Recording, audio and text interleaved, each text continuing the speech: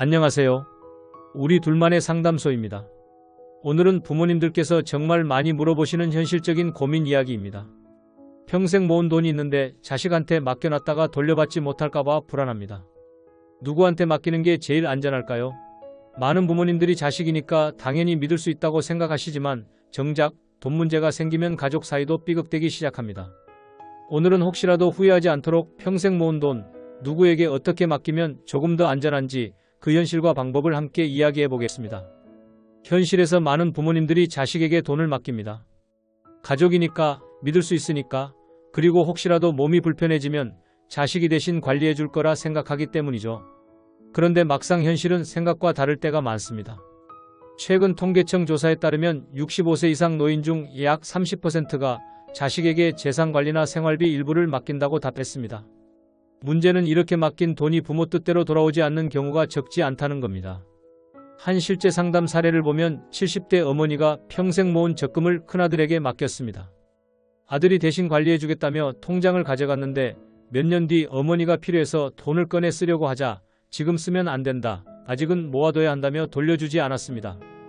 부모는 자식이니까 내 뜻을 존중해줄 거라 믿지만 자식 입장에서는 부모 재산을 미래의 상속 재산으로 여기거나 혹은 부모보다 자신이 더 잘 관리할 거라 생각하기도 합니다.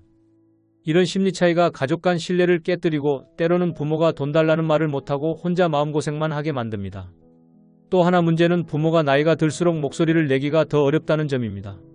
아프거나 거동이 불편해지면 자식에게 더 의지할 수밖에 없는데 그때부터는 내 돈인데 내 마음대로 못 쓰는 상황이 되어버립니다.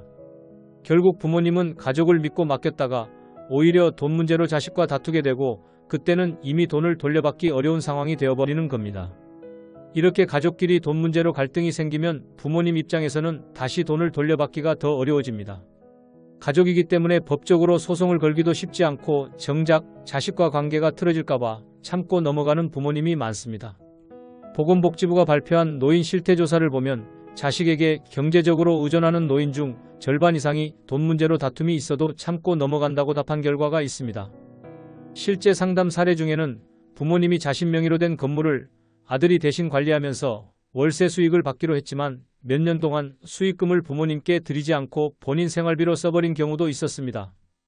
부모님은 뒤늦게 알았지만 이미 아들이 돈을 다 써버렸고 가족끼리 법정에 서기엔 마음이 너무 힘들어 결국 소송조차 못하고 포기했습니다. 이런 갈등은 돈 문제로 시작되지만 결국 가족관계 전체를 무너뜨립니다. 처음엔 자식이니까 믿는다는 마음이 시간이 지나면 내 돈을 왜 자식 눈치를 보면서 쓰나 하는 억울함으로 바뀌게 됩니다.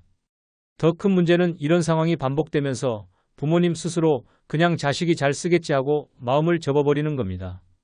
그래서 평생 모은 돈을 가족끼리 잃어버리면 되찾기가 어려운 게 아니라 사실상 되찾으려 하지 못한다가 더 맞을지도 모릅니다.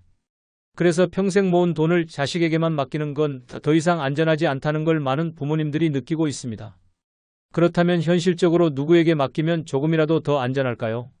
요즘은 부모님의 재산을 보호하기 위해 신탁이나 성년후견인 제도를 활용하는 분들이 점점 늘어나고 있습니다.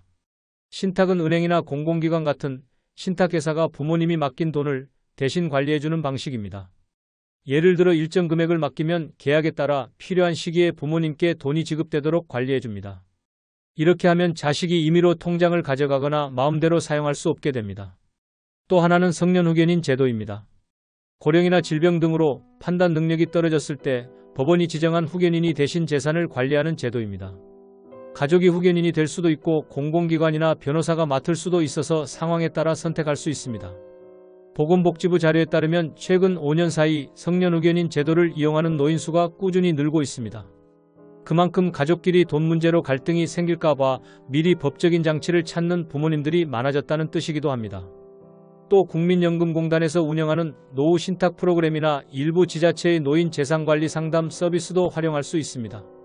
시청이나 주민센터에서 무료 상담을 지원하는 곳도 있으니 미리 알아보고 준비하시는 게 좋습니다. 물론 신탁이나 후견인 제도가 모든 걸 완벽하게 막아주지는 못합니다. 하지만 최소한 부모님이 원하는 시기에 원하는 만큼 돈을 쓸 수 있도록 도와주고 자식과 갈등이 커지는 상황을 조금이라도 줄일 수 있는 안전장치가 되어줍니다. 이렇게 작은 준비라도 해두면 부모님이 평생 모은 돈을 누군가 마음대로 쓰거나 빼앗아 가는 일을 조금이라도 줄일 수 있습니다. 무엇보다 중요한 건 부모님의 돈은 부모님의 권리라는 점입니다. 자식이 아무리 가까운 가족이라도 부모님이 쓰고자 하는 뜻을 막을 수는 없습니다. 하지만 현실에서는 부모님이 스스로 목소리를 내기 어려워서 내 돈이지만 내 마음대로 못 쓰고 자식 눈치를 보게 되는 경우가 참 많습니다. 그래서 더더욱 부모님 스스로가 준비하고 결정해야 합니다. 필요하다면 가까운 주민센터나 시청 복지과에 먼저 문의해 보시고 관련 상담을 받아보시는 것도 좋습니다. 보건복지부에서도 매년 노후재산관리 가이드북을 무료로 배포하고 있으니 그 자료를 한 번쯤 읽어보시는 것도 큰 도움이 될 겁니다. 이 채널은 부모님이 평생 모은 돈과 마음을 지킬 수 있도록 작은 정보라도 더 전해드리기 위해 만들어졌습니다. 앞으로도 이런 현실적인 이야기와 부모님 마음을 조금이라도 덜 무겁게 해드릴 수 있는 방법들을 계속 전해드리겠습니다. 다음 영상에서는 부모님이 직접 돈을 관리하면서 자식과 갈등을 줄이는 실제 사례와 구체적인 방법들을 더 이야기해 보겠습니다. 오늘 영상이 도움이 되셨다면 구독과 알림 설정 부탁드립니다. 긴 이야기 함께 들어주셔서 감사합니다.